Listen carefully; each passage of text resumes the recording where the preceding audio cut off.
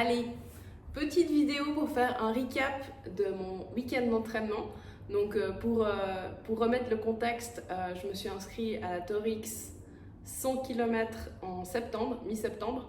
Et du coup, j'ai décidé de faire un week-end d'entraînement, donc de faire le tracé de la course sur 3 jours. Pourquoi? Parce que pour l'instant, j'ai un peu de la peine à savoir combien de temps la course allait me prendre. Pourquoi? Parce que j'ai déjà fait un 100 km, mais il faut savoir qu'en trail, vous ne pouvez pas dire c'est un 100 km, donc c'est pareil. Pourquoi? Parce qu'il y a du dénivelé qui change, il y a de la technicité qui change. Là, en l'occurrence, il y a aussi les horaires de course qui changent. Donc, il y a beaucoup de paramètres qui vont changer la manière dont vous allez gérer votre course et votre effort. Et donc, j'avais besoin, dans le cadre de ma préparation, de me projeter un peu sur une durée d'entraînement, de course.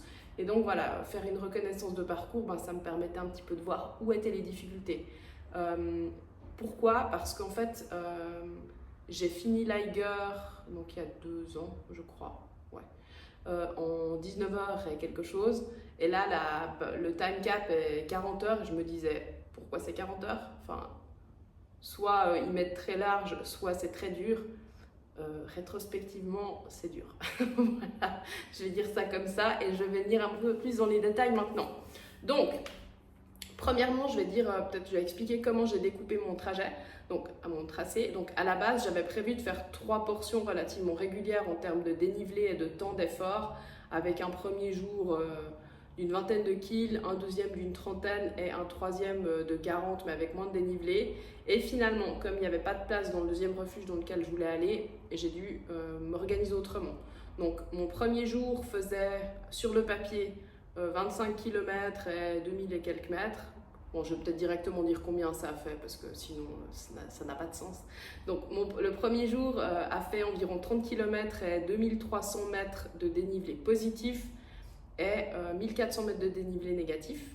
Le second jour a fait 48 km, 3300 D+, et 4600 D-. Autant vous dire que ça fait mal au quadriceps. Et le dernier jour a fait finalement 38 km avec 2300 D+, et D-. Voilà. Donc ça fait une course qui fait environ... Alors j'ai pas fait exactement le tracé de la course. Pourquoi? Parce que mon hôtel pour la deuxième nuit était à Étroubles, qui n'est pas sur le tracé de la course. Donc j'ai dû faire un peu de dénivelé et quelques kills en plus. Ça m'a fait un total de 114 km sur les 3 jours, 7800 D+, et 8400 D-, sauf erreur, ou même plus. Bref, beaucoup de D-. Et donc j'ai fait 27 heures sur les 3 jours d'effort. Voilà. Point de difficulté, alors honnêtement, le premier jour, j'ai beaucoup couru. Et d'ailleurs, j'ai fait 6 heures pour faire mes 30 kills. C'était très roulant, on restait très haut en altitude. Donc je pense en 2000 et 2005, c'était très beau. Il y aura pas mal de photos. Je vais faire des stories que je garderai en mémoire sur mon feed Instagram si jamais. Donc ça sera je ferai dans les stories qu'on peut garder en mémoire. Donc très beau le premier jour, vraiment. On passe à côté d'un lac avec un barrage, plutôt de la haute montagne du coup, avec le passage de un col sur le papier, 2 pour moi parce que je me suis trompée de route. Donc vraiment très beau et puis plutôt roulant. Donc une première journée agréable parce que du coup, même si je suis partie plutôt tard, à 10 heures, parce que voilà, je me disais tranquille, c'est une journée qui était très gérable et plutôt courte en termes d'effort parce que 6 heures, ça allait. Le deuxième jour, en revanche, heureusement, je suis partie à 6h30. Alors, 3 cols. Et honnêtement, là, c'était quand même bien dur en termes de, on va dire, pour le mental. Pourquoi? Parce que c'est vraiment dans le genre, on enchaînait les montées et les descentes. Donc, en gros, après quelques kills, on partit du refuge. Je pense que je suis montée de 500 D+, pour arriver au premier col. Je suis redescendue direct de 1000-1200 mètres pour remonter direct de plus de 1000 mètres de nouveau, pour redescendre de nouveau. Et là, franchement, ça a tabassé dans les quadriceps, il faut le dire. Je courais comme une handicapée, d'autant plus que je me suis rendu compte après le premier jour que mes nouvelles chaussures de trail n'étaient pas tout à fait de la bonne taille. Voilà.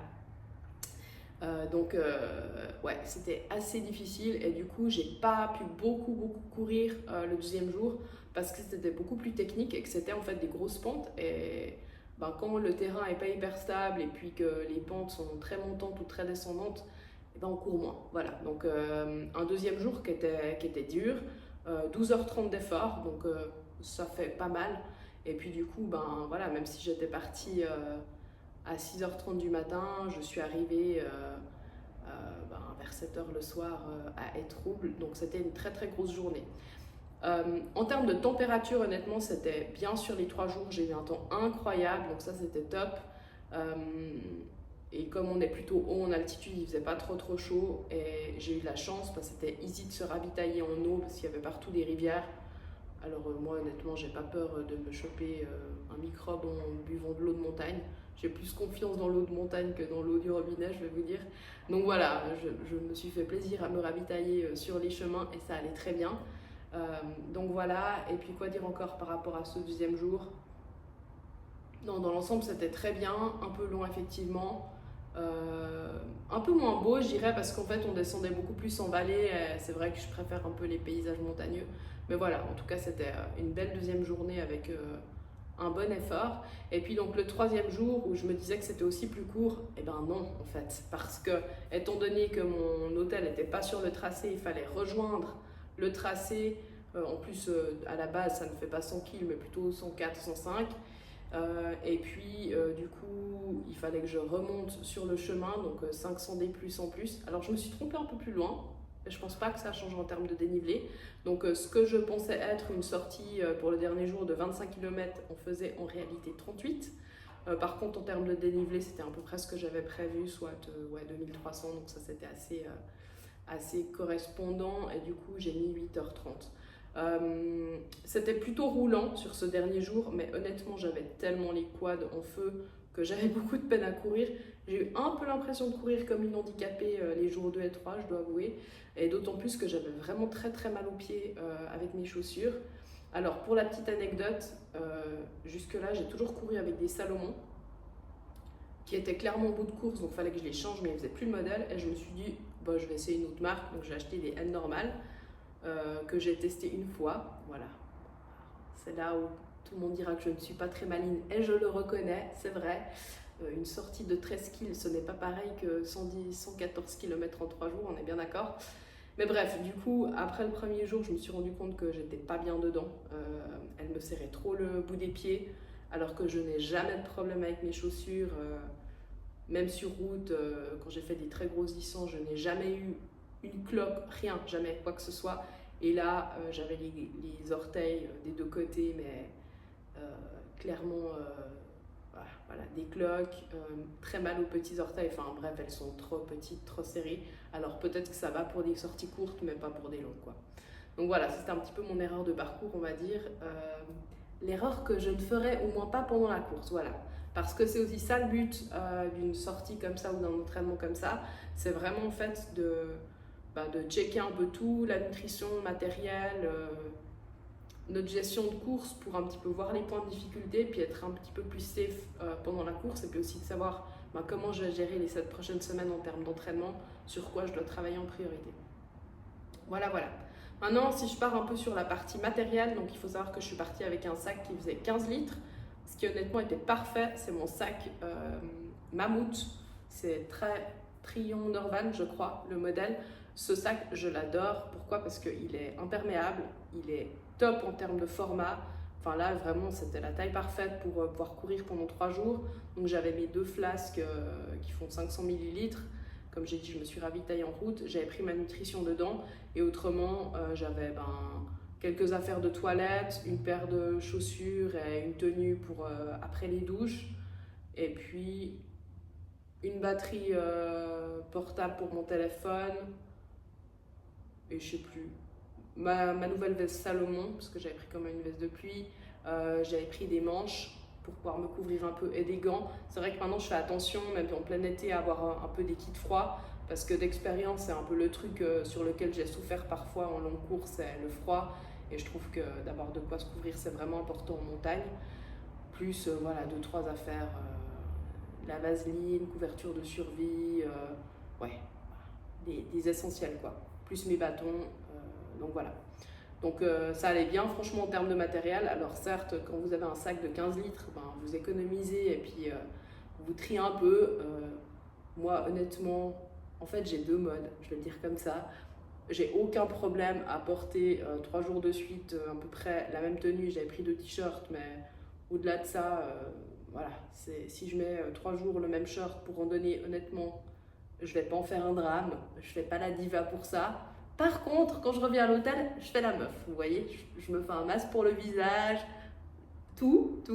Mais alors, quand je suis en montagne, c'est l'aventure, quoi. Donc voilà, de toute façon, il faut s'adapter. Comme je dis, on a un volume limité. Et pour moi, c'est plus important de savoir que j'ai un packing avec moi qui me permet d'être efficiente à mon niveau sur mes 3 jours de course plutôt que de vouloir prendre 20 000 trucs et puis au final, après, j'ai une excuse. Je suis lente à cause du matériel, vous voyez. Là, au moins, j'ai pas d'excuse si je suis lente. Donc voilà. Ensuite, en termes de nutrition, alors. J'avais pris, mon but c'est aussi de pouvoir un peu tester ma stratégie de nutrition et les produits, les différents produits que j'avais achetés en amont dans mes 2 magasins préférés. Donc New Concept Sport qui est mon magasin de course à pied fétiche que je vous conseille, qui est à Épalinges. Je leur fais de la pub, mais je leur fais de la pub qui est méritée parce qu'ils sont top, vraiment. Donc qui vendent notamment la marque Nike, Oversteam que j'utilise aussi pas mal.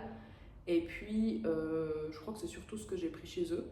Et puis, le magasin de vélo à Vevey, Jordan Cycling, que j'aime aussi beaucoup parce que Charles est très sympa, il faut le dire. Il fait toujours un café en plus, donc c'est cool.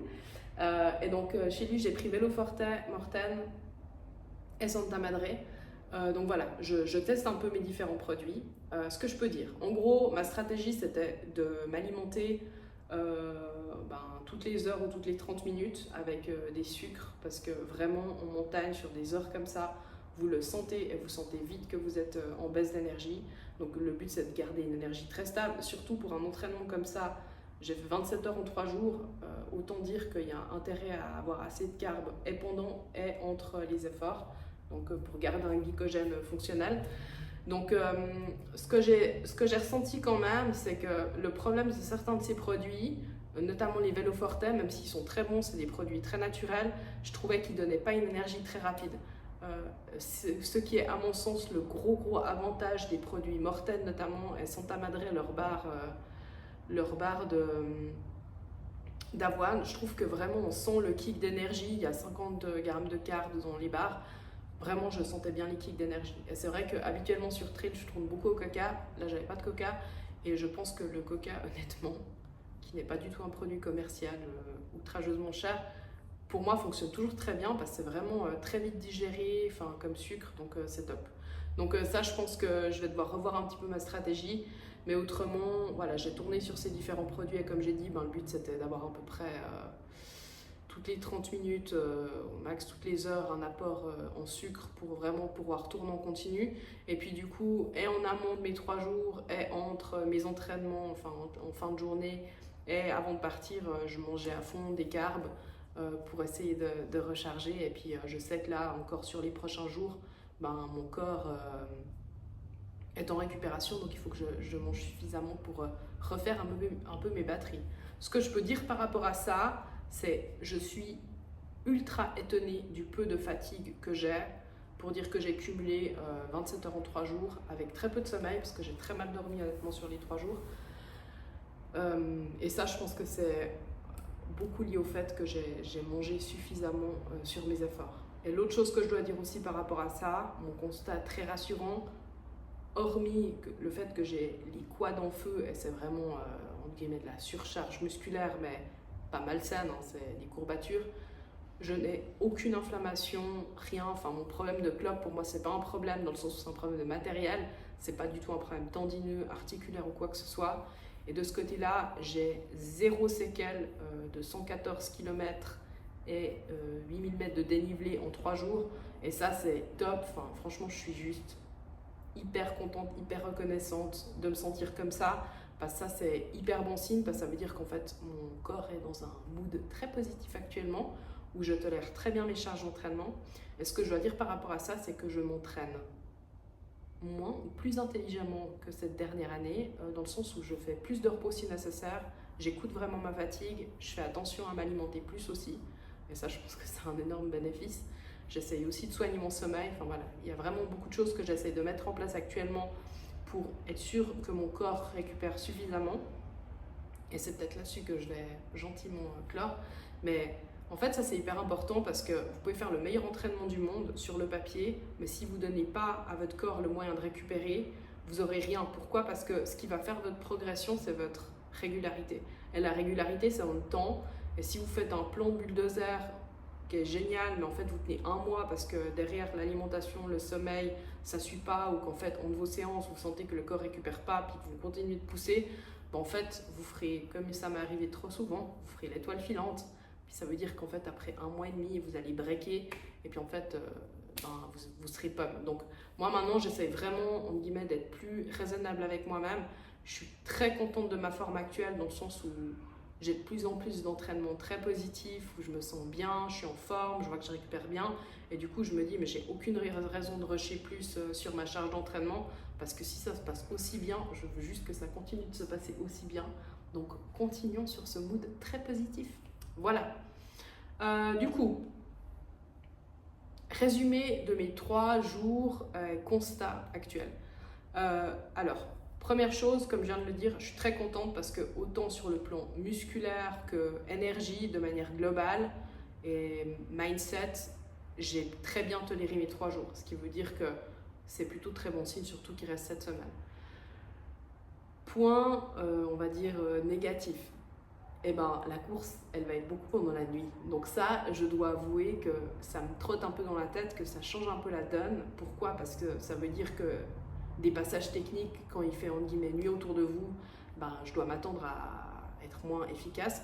Et puis surtout, ce que j'ai fait en 3 jours, je vais devoir le faire à la suite. Donc ça change aussi la donne, même s'il y a de l'adrénaline en course qui change un petit peu votre vigilance et puis votre capacité à tolérer l'effort. Mais voilà, c'est un petit peu les 2 points qui font que je dois m'attendre à potentiellement une durée d'effort plus longue que ce que je peux espérer à la base peut-être. Et puis du coup, voilà, je sais que je dois continuer de m'entraîner pour aussi renforcer mes jambes pour être capable de tolérer ces gros dénivelés, parce que ça, c'est sûr que ça change la donne. J'ai déjà racheté une autre paire de chaussures, hein, histoire de ne pas renouveler les dégâts déjà faits aujourd'hui, enfin sur les 3 derniers jours. Et puis voilà, je vais continuer de bosser sur ma nutrition. Mais du coup, autrement, honnêtement, constat très positif. Par rapport au tracé de la course, maintenant pour les intéressés, honnêtement, c'est très très beau. J'étais jamais allée randonner dans la vallée d'Aoste, c'est magnifique honnêtement, des très très beaux paysages, des cols magnifiques, avec un dernier col qui monte presque à 3000 mètres, très très très technique mais très très beau. Donc ouais, ça vaut vraiment le détour. Moi je vous conseille vraiment d'aller faire un petit tour par là-bas parce que c'est magnifique. Ça passe principalement par l'Alta-Via 1. Je ne l'ai même pas dit au départ en fait, mais la course c'est entre Breuil-Servigna et Courmayeur. Et donc, ouais, très très joli tracé, donc je me réjouis beaucoup de le refaire avec une autre intensité, on va dire ça comme ça. Voilà, c'est fini pour aujourd'hui, c'est une longue vidéo et je vous dis à tous une très très bonne soirée et à très vite.